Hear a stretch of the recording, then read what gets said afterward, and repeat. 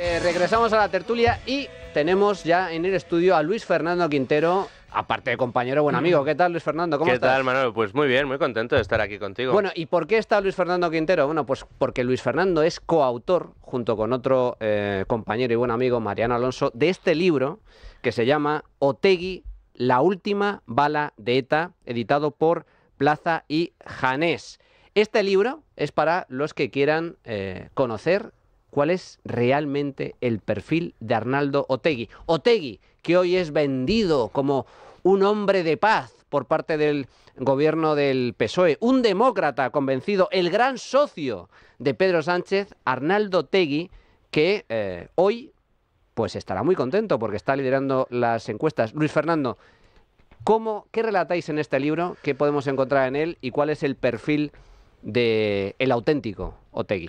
Bueno, pues lo has descrito muy bien. De hecho, lleváis prácticamente toda la tertulia dando argumentos para la compra del libro, así que agradezco de verdad pues los speech que habéis estado planteando durante la tertulia, porque lo que se recoge en ese libro es básicamente, podríamos decir, sin temor a equivocarnos, la única biografía de Arnaldo Otegi, por supuesto no autorizada, por supuesto crítica y por supuesto yéndonos a los datos, a los informes, a una investigación que se ha prolongado durante prácticamente 12 años, en la que tanto Mariano Alonso como yo hemos estado buceando en el pasado criminal de Arnaldo Otegi, un pasado criminal que le lleva, como decía Carlos antes, a ingresar las listas de ETA, las filas de ETA, en este caso ETA político-militar, que fue donde ingresó. En su caso. Sí, bueno, ahora sí.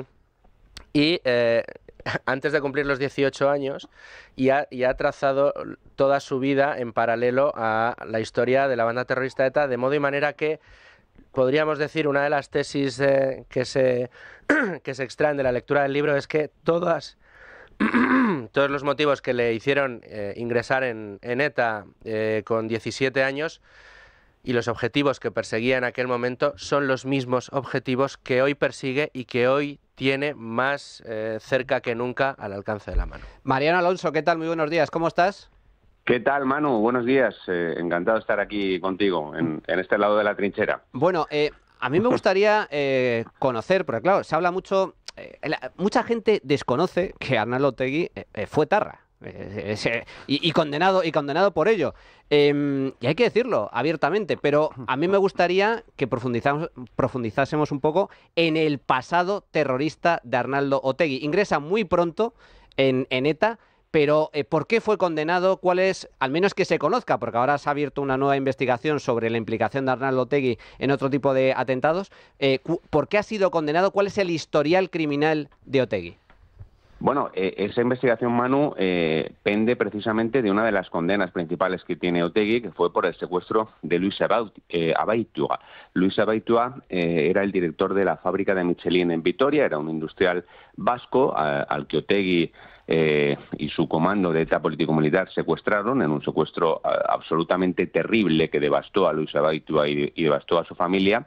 Y el asesinato por el que ahora hay pesquisas judiciales, como tú has dicho, es el de Ergueta, otro industrial de la misma fábrica, de la misma compañía, de Michelin en Vitoria, y la especulación plausible, y por ahí va la investigación judicial, es que la información necesaria para el asesinato de uno de los dos industriales saliera evidentemente del secuestro y del interrogatorio en esas condiciones infrahumanas al otro industrial, a Luis Abaitua, ¿no?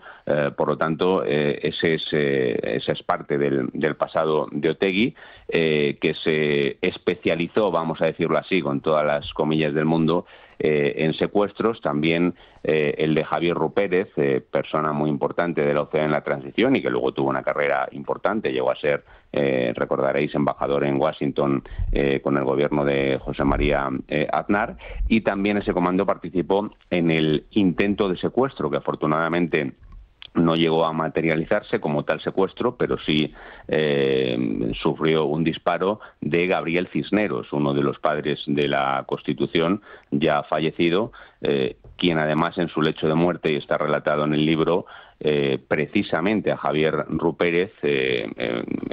Gabriel Cisneros murió, como todos sabemos, pues de un cáncer muy duro y muy tremendo, pero en el lecho de muerte a Javier Rupérez, cuando Rupérez le preguntó cómo te encuentras, Gaby, le dijo: a mí lo que me duele, y fijaros en qué condiciones estaba el hombre, a mí lo que me duele es el tiro de Otegi. Fijaos que precisamente a raíz de esa querella que acaba de presentar Dignidad y Justicia, pues se introduce también en esa querella un organigrama en el que se apunta que Otegi era el número 2 de ETA, en el año 1980. Se le conocía con el alias del Gordo. Luis Fernando. Se le conocía con el alias del Gordo y no precisamente por estar sobrado de kilos. De hecho, era un poco la forma que tenían los compañeros de reírse de él, porque era extremadamente flaco y, según reza algún documento al que hemos tenido acceso, poco facultado poco facultado para el deporte. A él le gustaba mucho el fútbol, es fan de la Real Sociedad y bueno, pues le hubiera gustado tener un poquito más de futuro en el mundo del deporte, pero no tuvo facultades y terminó ingresando en las filas de ETA. Respecto a lo que estabais comentando y al relato que ha hecho mi compañero Mariano, a mí me gustaría añadir un paso más, ¿no? Un poco más. Preguntabas, Manuel, por el historial, por digamos, los antecedentes penales de Otegi, por los casos que le llevaron a prisión, como fue el caso de Luis Abaitua, pero el caso de Rupérez, que fue el otro gran secuestro que protagonizó Arnaldo Otegi como, digamos, cabecilla del grupo que ejecuta el crimen, hay una cosa que es curiosísima.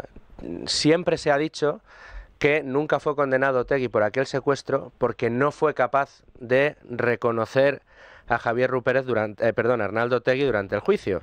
Hay que recordar que cuando le secuestran le tapan la cara, en ningún momento ve a los rostros de los etarras que le están secuestrando, que le mantienen retenido, ni siquiera cuando le sueltan, cuando les embozan le ponen un pasamontañas, tampoco escucha bien las condiciones en las que está secuestrado. Y entonces es muy curioso y también se recoge perfectamente en el libro cómo en la instrucción de ese caso y en todas las pruebas judiciales que se aportan durante el proceso hay pruebas de peso para condenar a Otegi. Entre otras, las de más peso es sus compañeros de comando diciendo no, si el que nos mandaba era Arnaldo, el Lodi, el gordo, ese era el que nos mandaba, él era el jefe.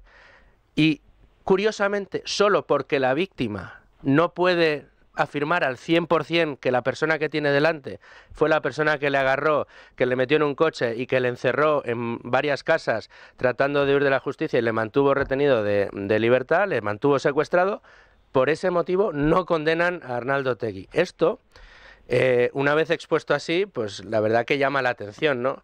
Y habla un poco de la varita, por decirlo de alguna manera, con la que este personaje ha estado tocado desde hace tantísimos años para que la acción de la justicia nunca haya hecho que se le condene por delitos de sangre o por delitos algo mayores. Hay que recordar además que Otegi tiene una trayectoria política muy larga, es decir, es el más longevo de nuestra historia. Dentro del arco parlamentario, del juego político democrático en España, Otegi es de los que tiene una trayectoria más larga. Carlos.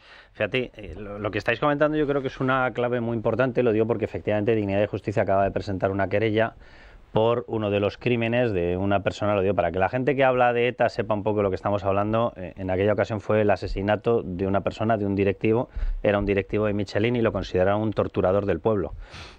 Lo digo porque es que la historia es así y así se escribe. La situación judicial ahora, cuidado porque puede cambiar. Y esto es importantísimo que lo remarquemos. Vamos a ver, esta es una persona, para los que no lo conocen, y creo que lo compartiréis, Mariano y Luis Fernando. Vamos a ver, esta persona tuvo tanto poder que conjuntamente con Josu Tornera son los que exigen, por ejemplo, que en las negociaciones a partir del año 99-2000 se ha recuperado una persona que de hecho la retoman como presidente del Partido Socialista en el País Vasco para poder hablar con él, porque con él se entendía de maravilla, que era Chusito, Jesús Eguiguren. A Jesús Eguiguren, el Partido Socialista, tan feminista como es él, tan luchador por las mujeres, decide rehabilitarlo después de que una sentencia en firme le condene a Jesús Eguiguren por haber pegado con el paraguas y con el zapato en reiteradas ocasiones a su mujer, la linchaba a palos. Es sentencia firme, así que lo podemos decir con toda la tranquilidad. Y lo restablecen porque es con el que ellos se entienden y de esa manera hay que negociar con él. Es decir, es una persona que siempre ha estado bendecida, siempre ha estado protegida, siempre se ha conseguido librar. En estos momentos puede que sea que no. A mí, por lo que he hablado con Daniel Portero, con el presidente de Dignidad y Justicia, hay informes de la Guardia Civil que apuntan directamente a que efectivamente formaba parte del comité ejecutivo. Va a tener muy complicado librarse de esto y yo creo que tenemos que empezar a hacer mucha pedagogía sobre esto porque hay una posibilidad de hacer justicia por primera vez con Arnaldo Otegi, desde hace mucho tiempo. Persona que estaba bendecida y protegida. Otegi es el del famoso chivatazo del Bar Faisán. También reciben la orden un par de personas de la Policía Nacional de que le avisen para que se libre. Él dice la famosa frase aquella cuando un señor que ahora nos acordaremos del nombre, ¿verdad? Se llama Cándido Conde Pumpido. Dijo, esto lo sabe el fiscal general cuando van a detenerlo, y efectivamente se activa el mecanismo y Otegi queda suelto. Es el gran protegido del Partido Socialista. Mariano, porque el que ha comandado esto ha sido el Partido Socialista, claro, por orden de ellos, por orden de ETA. Mariano, ¿qué papel jugó Otegi precisamente en esa negociación que se produjo durante los tiempos de Zapatero como secretario general del Partido Socialista para alcanzar lo que tanto ansiaba la izquierda abertzale, con el beneplácito del PNV, del propio Partido Socialista, que es el fin negociado de ETA, que no es ni más ni menos que el blanqueamiento de ETA? Mariano. Bueno, pero que además, Manu, no fue tal fin, porque todos recordamos que aquel proceso terminó en la Terminal 4 de Barajas con aquel atentado que mató a 2 ciudadanos ecuatorianos. Recordaréis que estaban en el aparcamiento del aeropuerto. La T4 estaba entonces prácticamente recién estrenada, y aún así, después de aquel atentado, se siguieron con las negociaciones. Hay una entrevista... Mariano, perdóname que te corte, es que lo digo con toda la ironía, el muy poco racista también, Partido Socialista consideró que el asesinato de 2 ecuatorianos no importaba. Era un accidente. No importaba, era un daño colateral. Era un daño colateral y accidente, efectivamente. Bueno, es que accidente precisamente era una terminología que se pactó entre ETA y los emisarios del presidente Zapatero para referirse, se hablaba de evitar accidentes, y accidentes eran tanto las detenciones de personas de ETA o de su entorno como atentados. Y de hecho el presidente Zapatero llegó a hablar en público de accidentes. Pero yo creo que al hilo de tu pregunta, Manu, ha hablado Carlos antes de Cándido Conde Pumpido, hoy presidente del Tribunal Constitucional. Hay otro magistrado, hay otro jurista muy relevante, en un puesto muy relevante hoy, que también tuvo un papel muy destacado aquellos años, aunque quizá un tanto a la inversa, y me estoy refiriendo al ministro del Interior, a Fernando Grande Marlaska, que entonces, como magistrado de la Audiencia Nacional, fue de los que más persiguió a Otegi, de los que más le interrogó, de los que le encarceló en varias ocasiones, y precisamente en el caso del chivatazo Faisán que habéis citado, pues no estaba precisamente alineado con el gobierno Zapatero.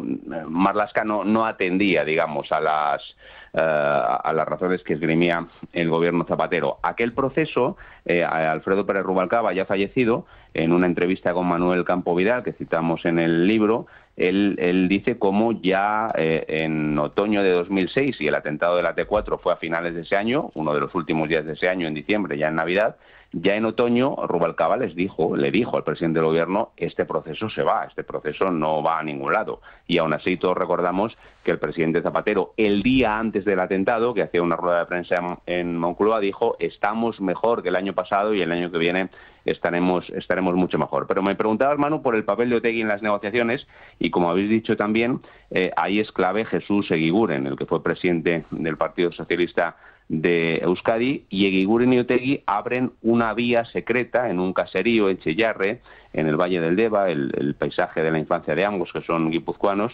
Abren una vía de negociación al margen, cuando la empiezan, en el año 2000, todavía había una entente importante entre el Partido Popular del País Vasco y Partido Socialista, que lo dirigía entonces Nicolás Redondo Terreros, que luego dimitió, y ahí abren la vía en la que trazan todo aquel proceso de negociación. Ese proceso de negociación se concreta en dos mesas. Una mesa es la de los terroristas de ETA con los emisarios del presidente Zapatero, entre ellos Eguiguren, también estaba por ahí el exministro Moscoso, y otra mesa política que se reúnen en Loyola en secreto, en el santuario de Loyola, dirigentes de Batasuna, del PSE y del PNV. Del PNV estaba Íñigo Urkullu entonces, antes de ser Lehendakari. Y en esa mesa se habla de la anexión de Navarra, que es evidentemente el primer paso que quiere dar el abertzalismo para la Euskal Herria de los 7 territorios, luego quedarían evidentemente los franceses. Se llega a un acuerdo de que se puede explorar esa vía.